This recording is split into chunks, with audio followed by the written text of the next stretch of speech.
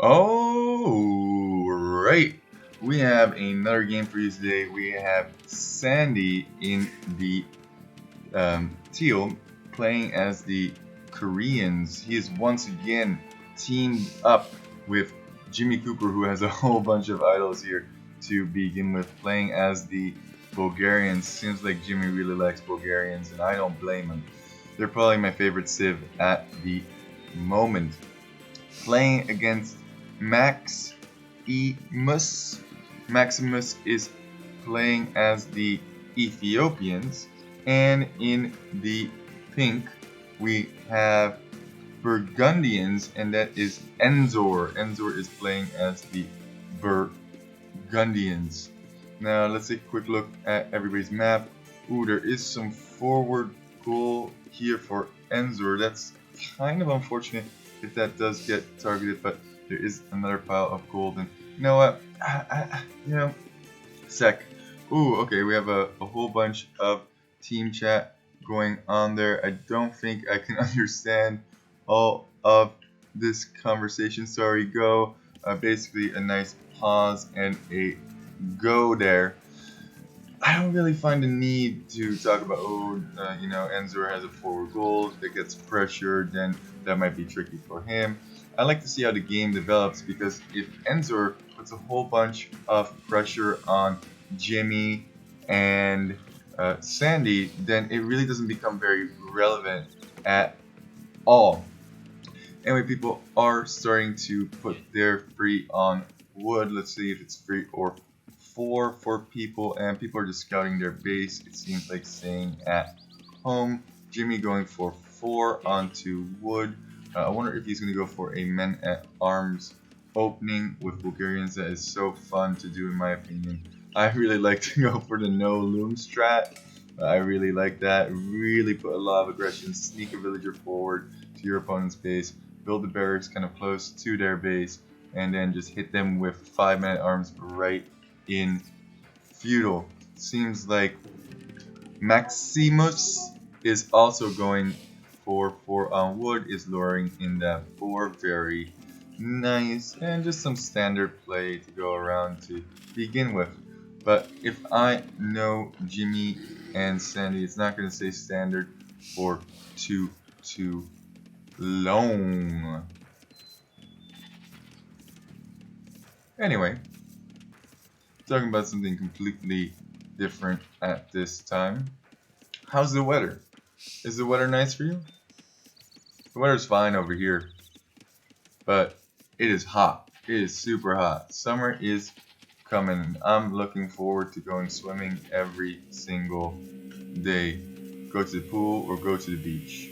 How about you? I don't know. It's just such an awkward opening I always find when you're talking during the starting sequence. There's not a whole lot to talk about in the Dark Age, although there is quite an early wall off for Sandy. That definitely indicates to me that he wants to boom, and it doesn't seem like anybody else is walling. I mean, we have Pink going for a little wall off over here. Let's see how much he is committing to that wall off. Now it just looks like he's slow and steady going. Really interested if Jimmy is going to go for a barracks anytime soon, because that would definitely indicate a men-at-arms play. And I mentioned before in my other video that Jimmy does like to go for more aggressive openings, and this woman does look like she is going forward. Yep, there is the barracks like I mentioned before. And probably gonna see some men-at-arms. Are these guys loomed yet? They are not loomed, so he still has 100 gold in the bank. Meanwhile, this pink scout is starting to scout Sandy, but Sandy at this point is almost completely walled. Look at that, wow. Waller boy. You know what, there's nothing wrong with walling a whole bunch. Personally, I don't prefer doing that because they go hyper aggressive, and that way your home is kind of safe. And it looks like Pink might go for some kind of aggression as well. If I do see an area that I feel like is really exposed, I will go for small walls I like small walls over big walls, but everybody has their own preference. There's nothing wrong with going big walls. The only thing is, if you do go walls, there's quite a lot of distance here, for example, from the TC to this palisade. So getting to this wall to repair it could be quite tricky unless you have villagers on stone, or if you have something on wood. Would not be a bad idea to build a second wood line over here, so that if there is some knocking on the door, and there is some scouting going on over here, and we do have some militia being produced for Jimmy, and those will immediately become men-at-arms because of the Bulgarian bonus. Let's see if these guys are loomed yet. Yeah, they are loomed, so probably going to see free militia from Jimmy. His house, but is building a house in that wall. And not too bad of walls for Sandy. I really do like this walling job that he has done over here. Not too large. Does have a gold in here. Has 2 golds in here, his main gold as well. And that's a good distance away, so that won't be ranged by archers too easily. And even has a stone pile in here as well. So it has everything he could possibly want. Very nice and safe as well. Definitely some super solid walls from here. Going for blacksmith in that wall. And I'm assuming, since he is Korean, so he probably will go for some archers. Here come those men-at-arms 4 already. See, this is why I love Bulgarians, because it's so easy to mass up a whole bunch of men-at-arms. You can get a whole bunch of them out very, very easily. You don't have to pay for that upgrade, so you don't need additional gold for that, and you don't need the research time. So now Jimmy has 4 men-at-arms ready to go. Wondering why he's going up here though, instead of going down and around towards red. I think he's going to find a lot more resistance going this way, but of course Jimmy doesn't know that because he hasn't scouted that yet. Everybody is in feudal age, and the walls are coming up. Pink is also heavily walling at this point. Stonegate, that's a Jimmy move right there. And oh my goodness, heavy duty waller boy over here. Now, I'm not a huge fan of stone walling, especially if you're not on stone yourself, because it makes it difficult to build an additional TC. And if you actually build too many stone walls, it might even be difficult to build a defensive tower. And it looks like these men-at-arms are going to go across. Wow, Sandy and Jimmy might want to double hit the pink player, but I don't know how much damage they're going to be able to find. Definitely expecting scouts over here. There's free spearmen already, but probably not expecting men-at-arms to show up. Very, very defensive play, but is he going to get this up in time before these men-at-arms arrive? Don't quite know. Let's see what Jimmy can see real quick. Oh, yeah, he definitely doesn't know what he's walking into. That could be very, very close. I don't think those walls are going to be up in time. I think he's going to be able to get in. Spearman. Oh, Bulgarians are so sick. So sick. And now, chop, chop, chop. Definitely going to fight this. Ooh, my PC today has been having some troubles for sure, dropping some frame rates, but eventually this will clear up. But villagers are dropping. Nice to pull that villager away. Oh, nice scout block. Nope, it wasn't a scout block, it was a scout kill. I was gonna say, Sandy just totally helped out Purple Leopard. Now, these villagers are in danger, and wow, definitely a lot of control for Jimmy and Sandy in this early feudal, but you definitely don't want to lose those men-at-arms for free, although getting that extra villager might be worth it. Oh, that's a little bit, and a little teleport there from that scout. Maybe there is some lag going on within this game as well. A little bit disappointed in Jimmy that he didn't pull those away, but they definitely already did a whole bunch of damage. Pretty sure they killed 1 or 2 villagers. And now he's going to follow it up with stables. So smart, so sick, because all those spearmen that Pink had before, they're all dead. And Pink is going 2 stable scouts as well. A lot of feudal age aggression. Meanwhile, red is in castle completely untouched, and it doesn't look like Sandy has clicked up yet, but he's been pretty untouched as well. Didn't produce very much military. is going to go for archers. Yeah, like I mentioned before. Ooh, that's a lot of archers. 2, 4, 5, 6. 6 archers and counting. I wonder, now that they have seen that their opponents are castle, or at least one of their opponents are castle, if they're going to try and pressure red before red goes up.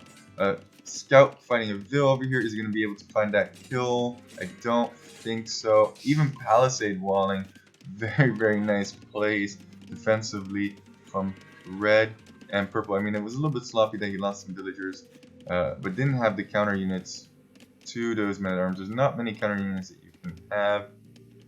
And you have full wall back here. Purple's definitely going to have an opportunity to boom.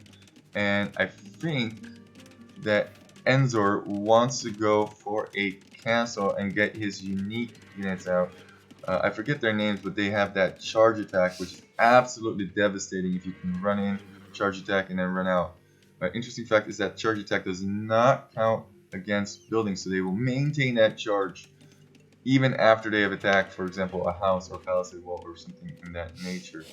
I am a little bit curious how many scouts at this point Jimmy has. I don't think he actually produced a whole lot of scouts. I do see that one on the front, but other than that, I don't see a whole lot of additional scout action. And these archers are staying at home for the time being. And Enzor's trying to find some damage, but everything is double palisade wall. I think double palisade wall is a better option than Stonewall, and the reason I say that is because it really does make it difficult to make that second TC. Wood is pretty replaceable resource. There's tons of wood on the map.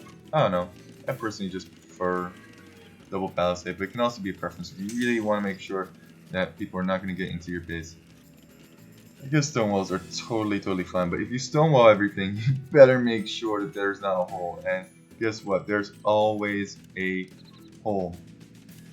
Everybody is up except for Sandy. Sandy could probably go up if he gets this market up and buys a little bit of food and tons of archers that have the potential of becoming crossbows. 10, 12, not bad. Only committed to one archery range. And so far so good. These scouts are just running around and they are doing nothing. Whenever you have military, you want them to be doing something. And it's not due to a lack of trying from Enzor. Enzor is really trying to get some damage in. And look, this is smart play, although would not attack there because you do see the farm. You want to attack somewhere where you think your opponent is not going to be able to re-wall, where the walking distance of the villager is going to be too late. And Jimmy letting Sandy know that there are scouts on his doorstep. They just seem to be checking it out. I think Jimmy actually only built one scout just to see what his opponents are up to. It's always good to have scouting information. Red, meanwhile, is also going archers. He is already castle age, but he has not gotten the crossbow upgrade yet. 2 TCs really close together. Not a huge fan of that. And that is obviously the starting TC. So 3 TC boom. Could potentially also at some point see him very easily get a castle if he decided to commit to it, and he is now committing to stone. Sandy, on the other hand, has 810 stone, so he's probably looking to build a castle. I wonder if he's going to try and build that castle forwards or backwards.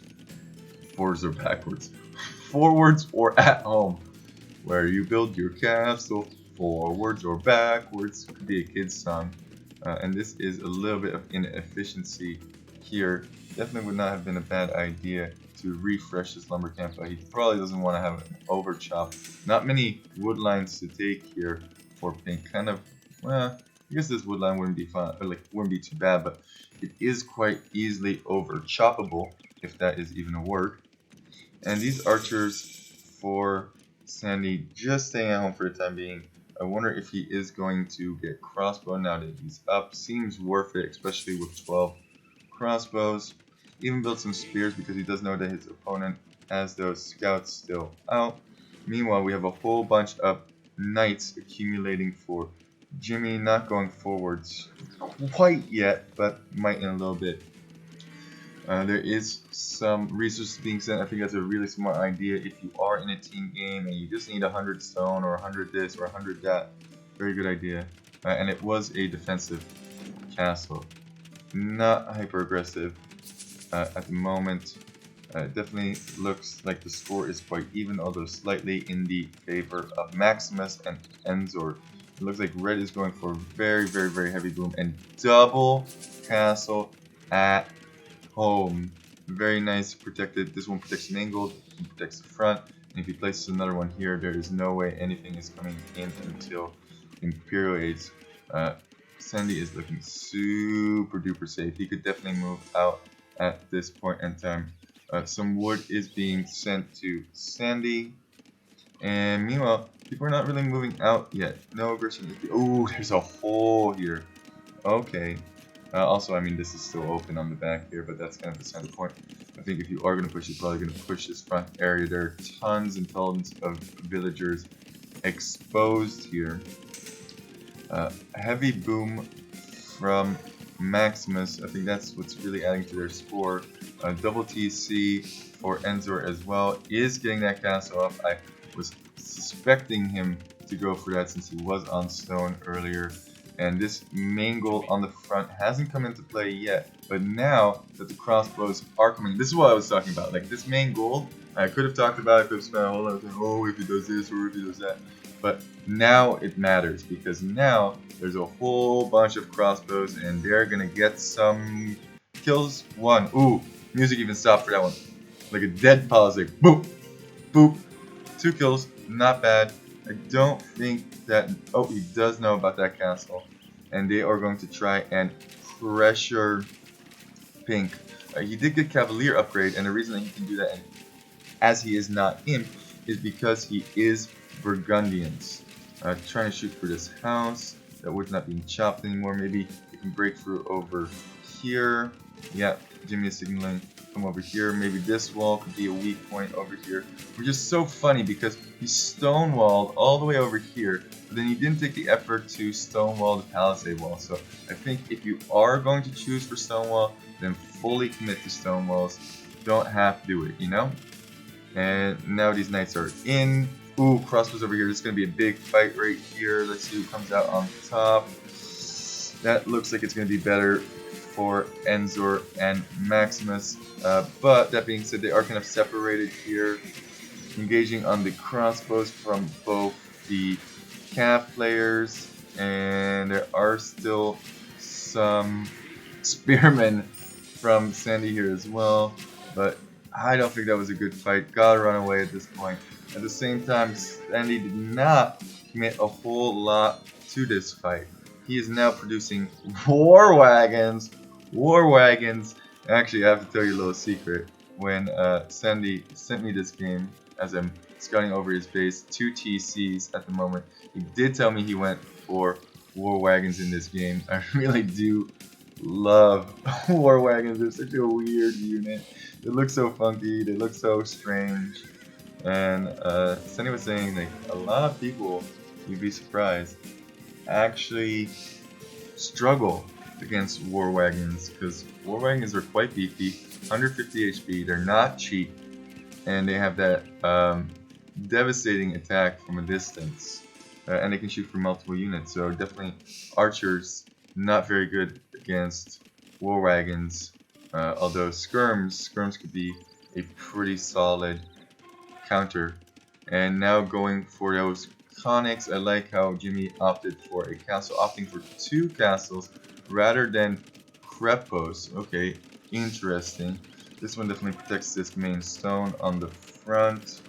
And looks like, you know, I don't agree with this. Like, red has so many crossbows at this time. You just want to fight. At this point, I feel like you have to either push forward or you need to just boom, boom, boom. But you're already booming, so you might as well push forward. And also, nothing in the queue for red is going to opt for Imperial Age. Wow, hoping to get 46 arc. If you are going to go Imperial Age in this situation, I don't think bringing these crossbows forwards is a good idea. I know how I just said, oh, you should pressure if you just want to fight, see if you can do some eco damage. Oh, and these castles, brilliant placement over here. Not a whole lot of damage found by them, but one crossbow down, and a bunch of them are damaged. And yeah, this is the tricky part, because if you're going Imperial, you definitely don't want to lose them. Jimmy signaling that Red is over here with a whole bunch of crossbows. Upgrades are getting left and right. We have, oh my goodness, I can't even speak. Ballistics coming in now for Sandy. We have attack upgrades coming in for our pink player. These Conics, they already have attack upgrades and defense upgrades. These are fully upgraded, and that's a pretty good number, especially since there's only 45 crossbows. Am I saying that correctly? Yeah, 45 crossbows over here. I wonder if they're going to try for some sort of surround. Maybe come in from the bottom if you're Jimmy, and come in from the top if you're Sandy. But then again, you don't know that this army is chilling right here, getting additional numbers. And look at this. 4 archery range production. And oh, that's a disaster. Jimmy is going to get engaged against that. Now he's telling Sandy to come join him. Oh, this is really bad. Not all of these crossbows are engaged, and it's still 10% away from Imperial Age. Oh, disastrous. Look how many villagers just went down there. Gonna stop that one villager from building this. Ooh, absolute devastation for Red here. Yeah, you're imp, but at the same time you didn't get that forward castle down, from which he probably wants to use trebuchets to start working on Jimmy's base. And wow, look at all of these war wagons just shooting out those ballistas, and that's going to hurt. It looks like this is going to get cleared up before even Arbalest comes in. There's only 32 crossbows left over here, and dwindling. Those Conics falling, but then getting back up right in the midst of those archers doing some damage. And I think this is a good clear up. They're going to retreat to this castle. The castle has to be cancelled.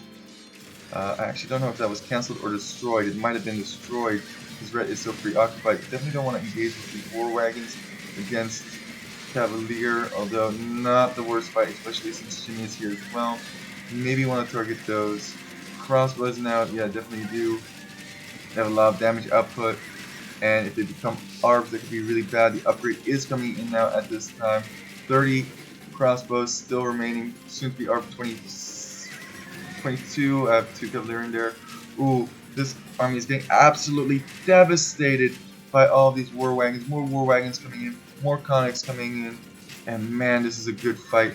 Only 15 ARBs remain. Reinforcements are coming in now at this time, but they are getting wrecked.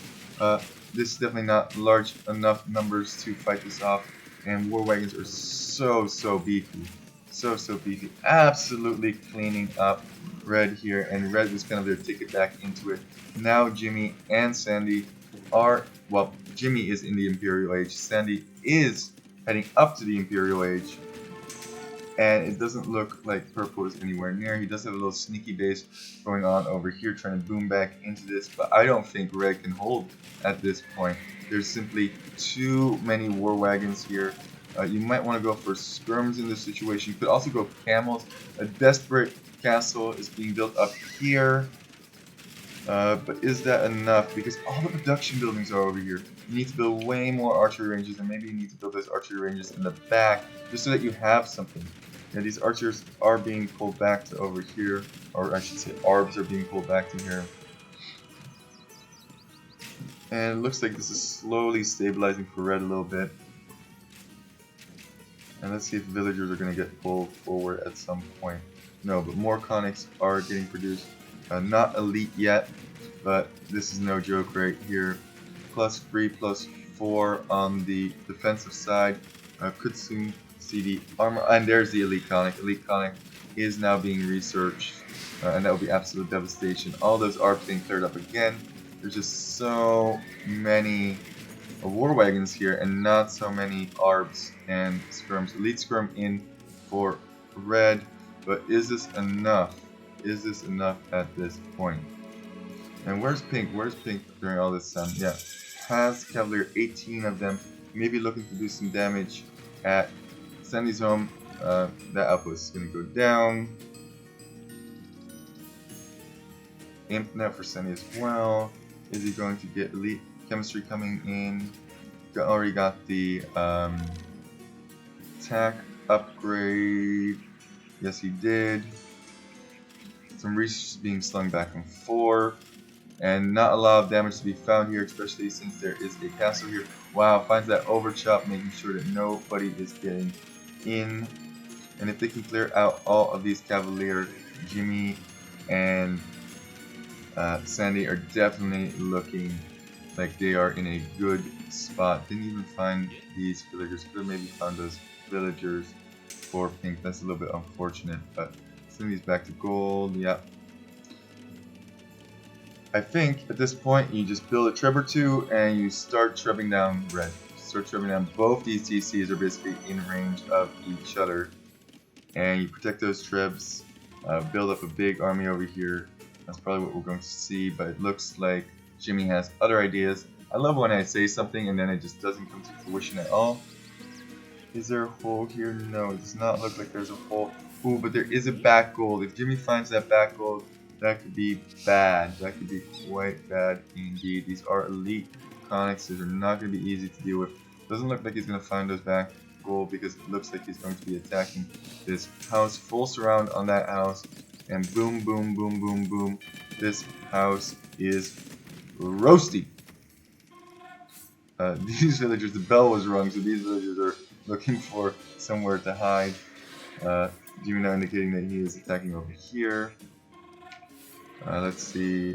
Army numbers is about 33, 18. Okay. So definitely could fight this off. I wonder if Paladin's going to come in as soon as Imp is reached. I mean, Purple just looks like he is so far behind. Poor Enzor definitely did not have the best start with those man arms. Looks like Jimmy is going to engage maybe a little bit early. Maybe should have waited just a little bit longer before Sandy got there. But now those war wagons are here. It looks like all those conics are going to get cleared up. The bell rung again. Oh, I definitely don't agree with the bell ringing and a fight over here as well at the same time. Oh, those were all skirms. Those skirms were used to counter the war wagons, but those skirms are not being used properly. They're getting absolutely demolished. Good choice to attack Pink from Sandy. This should be able to get denied. Those helps definitely need to get in front. Microing just a little bit. And now those helps are in. Pink is Imperial, but Enzor, your whole eco is idle, my friend. All of these fields now slowly popping out, slowly doing some stuff. Don't think there was any need to garrison anything except for this front TC. Definitely don't want to be hitting the bell. I mean, the damage that Sandy is doing now simply by having that bell rung is tremendous. And it definitely looks like Enzor just wasn't quite here this game, and another hole is being created. Funnily enough, there's not really a whole lot of damage that Sandy and Jimmy can do unless this TC is going to go down. Yeah, it is. There's enough war wagons here to pop that down. Some minor clear ups over here, but still way too many conics over here.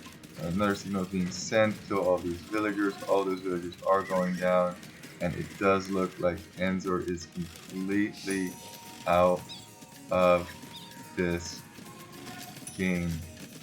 Definitely want to say good job to Sandy and Jimmy in this one. Really like how Jimmy sent his conics down here once Red had a lot of skirms instead of having those skirms engage. Oh! Okay. Okay. I almost missed that. I was too focused on the game. We definitely had some salt from Pink there. Pink is not too happy. Even taking down this castle with this conics. Wow, wow. Watch it crumble. And Pink does have this little back base over here, but that's definitely not going to be enough. Look at the score for Pink in comparison. It looks like Jimmy. Oh, that's unfortunate. That's the one thing I don't like about conics, and that is that when the dismounted colonists go down and you click something, they all walk at the pace of the dismounted colonists, which is quite unfortunate. All those villagers now being ungarrisoned, they're all going to get slaughtered as this TC is still getting damaged.